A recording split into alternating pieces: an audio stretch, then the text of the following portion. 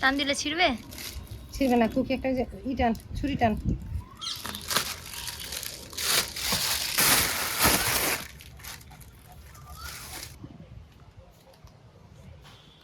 2-3 দিন তো কোচবিহার থেকে এলাম, আজকে সকালে একদম ভোরে রওনা দিছি, 11টার আগেই পৌঁছে গেছি। গাড়িতে থেকেই খুকির বাবাকে ফোন করছিলাম যে গাছ থেকে ছোট ছোট কাঁঠাল পেরে নিয়ে আসছি, তুমি একটু খাসির মাংস এনে দিও।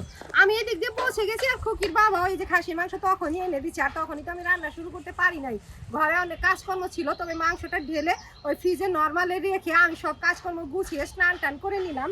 এখন এই এঁচড় কেটে এই খাসির মাংস দিয়ে রান্না করবো। খাসির মাংস আনছে, সাথে অল্প তেলও আনছে। গাছের এঁচড় এতদিন তো খেলাম এই বাজার থেকে কিনে, অবশ্য আমরা ওখানে গিয়েও 2-1বার আমার বৌদি রান্না করছে, ওটাও খাইছি। আসার সময় 2-1টা পেরে আনছি, 2-1টা কি ছোট ছোট 3টা আনছি। এখন বেছে বেছে কেটে নেই। কাঁঠাল তো ওই যে মাঝখান থেকে বাদ যাবে, খোসা টোসা ফেলে দিতে হবে, অনেকটুকুই বাদ যাবে। যেটুকু বেরোবে সবটুকু দিয়ে এই মাংস দিয়ে রান্না করবো।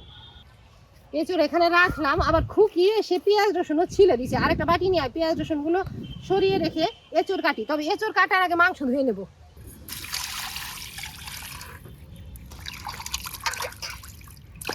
তেলও আবার এক্সট্রা করে চেয়ে আনছে, এমনিতে তো মাংসের মধ্যে অতটা তেল থাকে না। চেয়ে আনে নেই, কিনে আনছে। ওই তো যাই হোক কিনে আনছে, ওই যে কাঁঠালটা যাতে একটু তেলা তেলা হয় রান্না করলে। চেয়ে আনছে এটা বলারও একটা কারণ আছে। আগে আমি বাজারে মাছ টাছ কিনতে গেলে বা মাংস কিনতে গেলে একটু যদি বলতাম অল্প টাকার দাও, তো টাকা নিত না, অল্প এতটুকু এমনি দিয়ে দিত। তবে খুকির বাবা তো আর তা আনে না, এক্সট্রা করে আবার টাকা দিয়ে কিনে আনে। এতটুকু লাগবে না, এইটুকু নেই হলেই হতো। এই যে আজকে জানছে একটু বেশি হয়ে যাবে। মাংস তো একদম পরিষ্কার।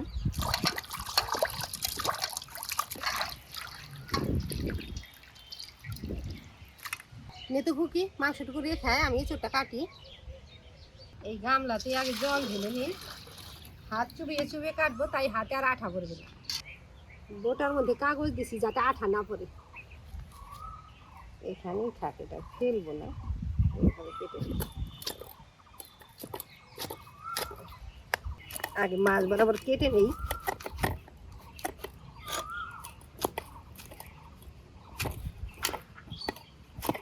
এমনি ছোট হলে কি হবে, আবার এই যে বিচিও বাচ্ছে।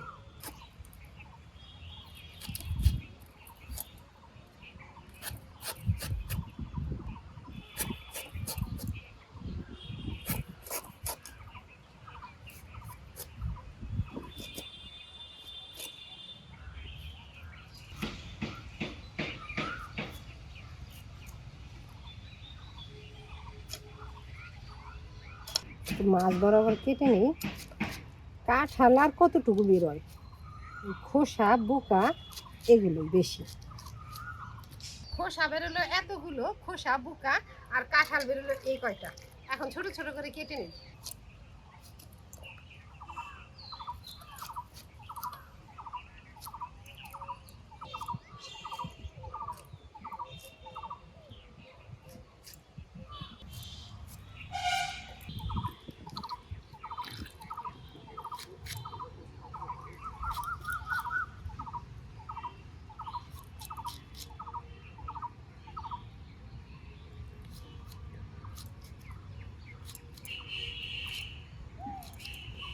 অনেকগুলো বেশি কাটার পরে বেশি হলো।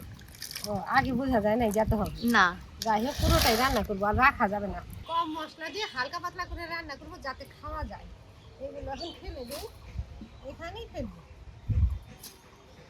আজকে আর ডেলি রান্নার ছোট কড়াইতে রান্না করলে আটবে না, বড় কড়াইটাই উনানে বসালাম। এঁচড় ভাপানোর জন্য কড়াইতে জল দিই, এইটুকুই দিলাম, আর বাকিটুকুতে আরেকবার ধুয়ে দিব। এখান থেকে বালতি দিয়ে দেবো, বালতি থেকে কড়াইতে দেবো। জলে রাখছিলাম, কষ বের হয়ে গেছে, দিলাম।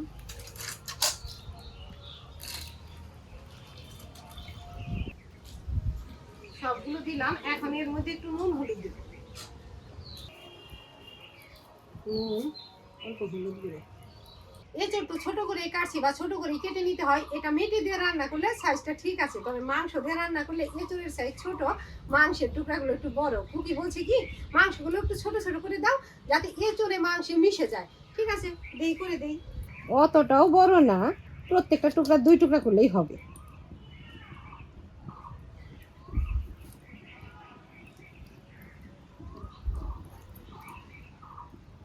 এটা করাই যাবে না, হাড় আছে।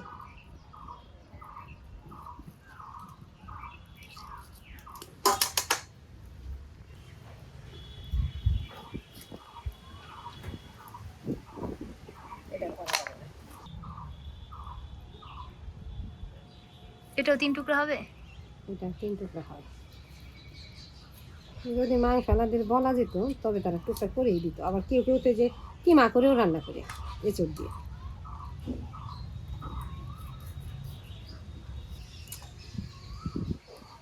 তেল অল্প ছোট করে দিই, তবে মাংসের মতো অত ছোট না। যাই হোক, তেল তো তার কেটে আনে না, একটু ছোট করে দিলাম।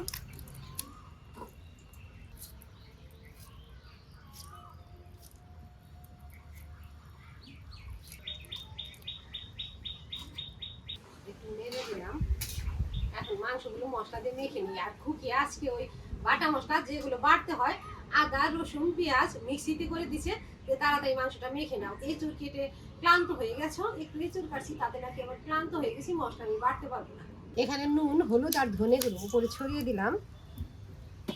এবারে এই মশলাটাও ঢেলে দিই। এর মধ্যে মশলা করে শান্তি নাই, এটা আবার এখনই ধুয়ে রাখলেই ভালো হবে। খুকি একটু খলিয়ে রেখে দিবি, ঠিক আছে। পরে আবার এই যে হয়ে শুকিয়ে যাবে, ধুতে গেলে মানে উঠবে না ঠিক মতো। চিবি চাবিতে মশলা থাকে, অল্প দিলাম। এখানে তো কাঁচা লঙ্কা বাটা আছেই। এখন হাতে সর্ষের তেল নিয়ে মাংসটা মেখে নিই, তারপরে দেবো শুকনো লঙ্কা। একেবারে বেশি লঙ্কা দিলে হাত যদি আবার পুড়ে যায়।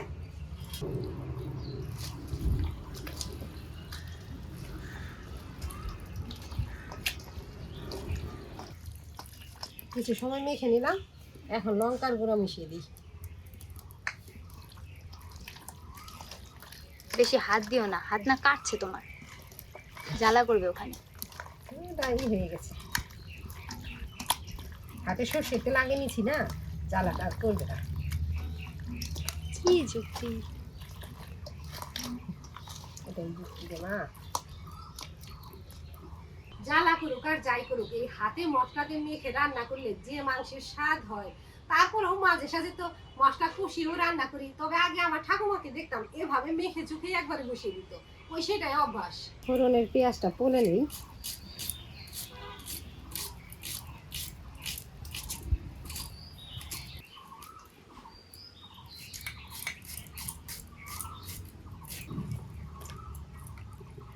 ফোড়নে সবকিছু রেডি করে নিলাম, ওদিকে তো মাংস মেখে রাখছি। এখন দেখি এঁচড়গুলো সিদ্ধ হয়েছে নাকি, তবে এঁচড়টা নামিয়ে মাংস বসিয়ে দেবো।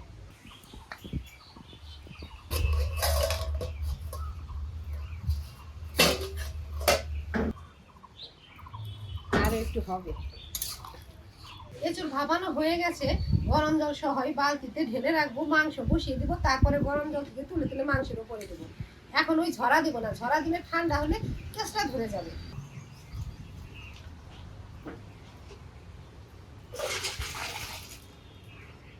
কড়াইটা আবার উনানে বসালাম।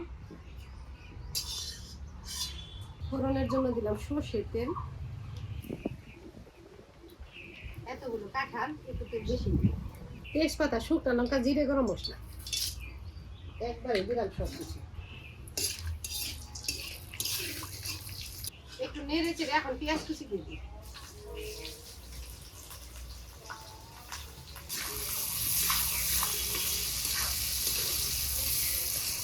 পেঁয়াজগুলো লাল লাল করে ভেজে নিলাম, এখনই মাখানো মাংস ঢেলে দেব।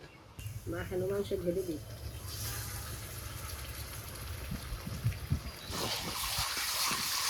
একটু মশলা ধোয়া জল তো দিচ্ছি, এখন আর জল দিব না, নেড়ে চেড়ে ঢেকে দেব। এই থালা দিয়ে ঢেকে দেব। এখানে দেশি আলু সিদ্ধ করে নিয়েছি, সবগুলো একবারে ঢালবো না, কয়টা কয়টা জলে ঢালি আর ছিলে নেই। মশলার মধ্যে রাখলাম।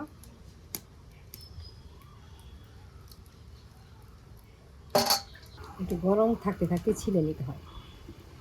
আলু ছেলা হয়ে গেছে, দুই একবার ঢাকা খুলে নেড়ে দিছি, এখন আবার নেড়ে দিই।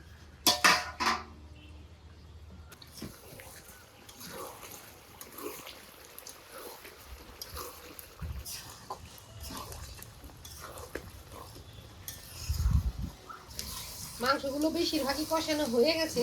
এখন এর উপরে জল থেকে ছেঁকে ছেঁকে এঁচড় দিয়ে দিব। এঁচড় দিয়ে আরো বাকি কিছু সময় কষিয়ে নেব। এঁচড়গুলো তো গরম জল সহ ঢেলে রাখছিলাম, সেখান থেকে ছেঁকে ছেঁকে কড়াইতে দেব।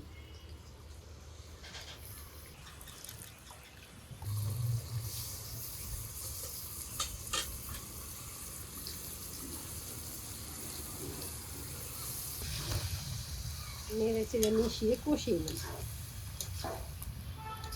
মোটামুটি সব মশলাই দিয়েছি, তবে জিরের গুঁড়া দেই নাই। আর টমেটো একটা কেটে দিব, যা খুকি একটা টমেটো নিয়ে আয়। কিছু সময় কষিয়ে নিয়ে আলু দিয়ে নেড়ে চেড়ে ঝোলের জল দেব। টমেটো কাঁচা লঙ্কা ধুয়ে নিলাম, কেটে আলুর উপরেই রাখবো। এখন উপরে দেবো ভাজা জিরে গুঁড়ো, ছড়িয়ে দিলাম। সেদ্ধ আলু, টমেটো, চেরা কাঁচা লঙ্কা সব কিছু সাথে এখন নেড়ে চেড়ে নেব।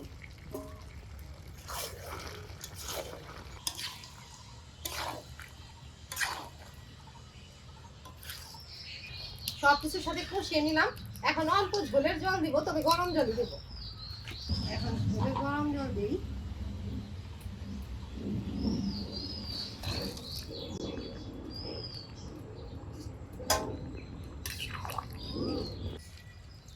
ঝোলের জল দিলাম। উনানে অনেক আঁচ আছে, বেশি একদম ধাপারে জাল দেব না, আস্তে আস্তে জাল হবে আর সবকিছু ভালোভাবে মিশে যাবে। সবকিছু তো সেদ্ধই। এর মধ্যে আবার আকাশে মেঘে পড়লো, মনে হয় একদম জোরছে বৃষ্টি নামবে। যাই হোক, বৃষ্টি নামুক, ঠান্ডা ঠান্ডা পরিবেশে এঁচড় দিয়ে খাসির মাংস খেতে সেই স্বাদ লাগবে।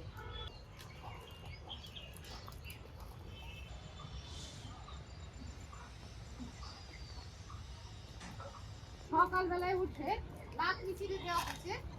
এখন তো চার মাসের লোক, ওই এটা বস্তা নয়, এটা ফাটানো বস্তা নিয়ে আসি। ছোট ছোট করে চিড়ে দিছে, এই বস্তার মধ্যে ভরে রাখি।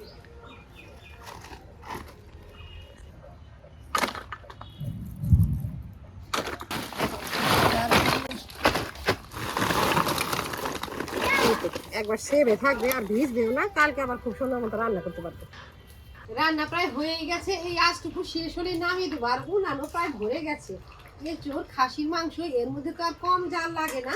যাই হোক, এখন গরম মশলা গুঁড়ো ছড়িয়ে দিই। গরম মশলা গুঁড়ো ছড়িয়ে দিলাম, নেড়ে চেড়ে মিশিয়ে দিলাম।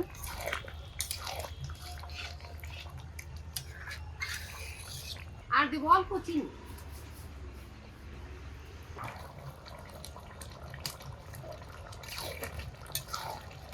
বাস, এই তো হয়ে গেল। এঁচড়ের তরকারিতে খাওয়া হবে লুচি।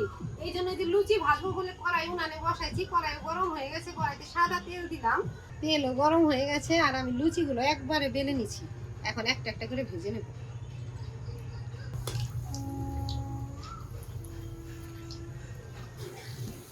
কি বাতাস উঠছে, বৃষ্টিটাও নামছে না।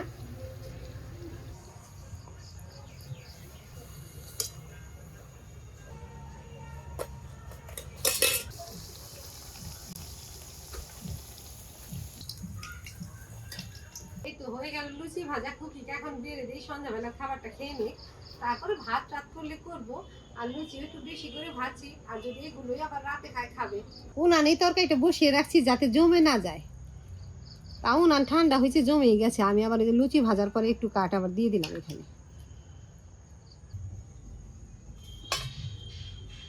দুই থালাতে রাখছি। এই যে খুকি আবার যেটা বেশি ফুলে ওটা খেতে চায় না, হ্যাঁ, তাই জন্য যে এগুলো একটু কড়া করে ভাজছি। বলে বেশি ফুললে ভিতরে নাকি ফুক ফুক হয়, একটু কাঁচা কাঁচা লাগে।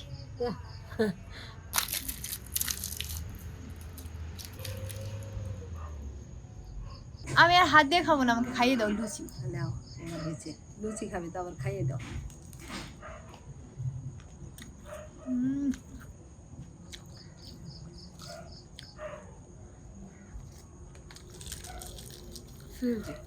সন্ধ্যাবেলার খাবারটা কেমন হলো রে? সেই সেই স্বাদ। হাড় হাড় মাংস।